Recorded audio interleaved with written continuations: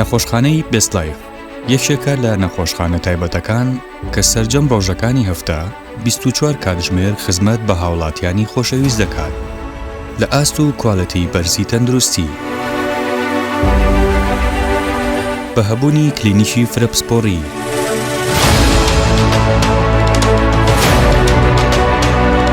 کە لەلایەن تیمێک لە پزیشکانی لێهاتوو بە ئەزمۆن سەرجەم چارەسەر پزیشکیەکان پێشکەش دەکرێت.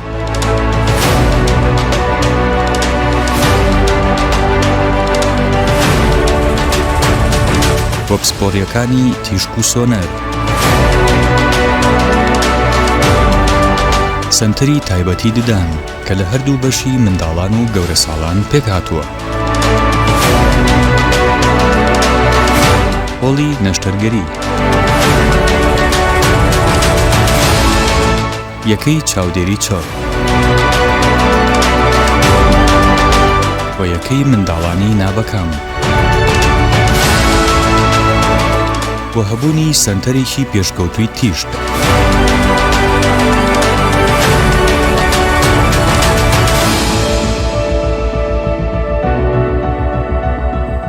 ناوبینی قورگ و لوت و گوێ، بەشی چاو و چاویلکەسازی،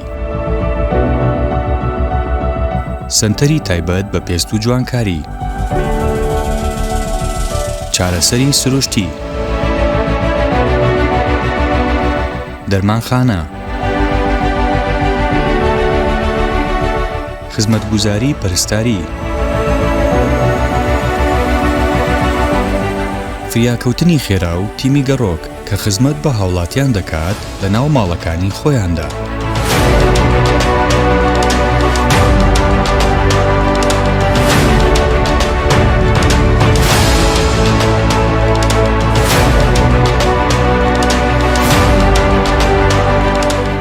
لەگەڵ هەموو ئەمانەشدا هەبوونی تاقیگەیشی پێشکەوتوو کە سەرجەم پشکنینەکان تێیدا بەردەستە.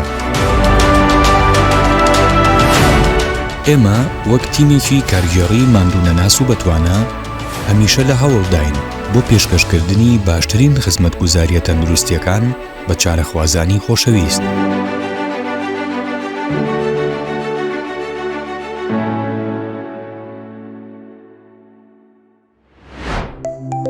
نەخۆشخانەی بێست لایف سپۆنسەری سەرەکی دیداری ساڵڕۆژی پەرستارانە.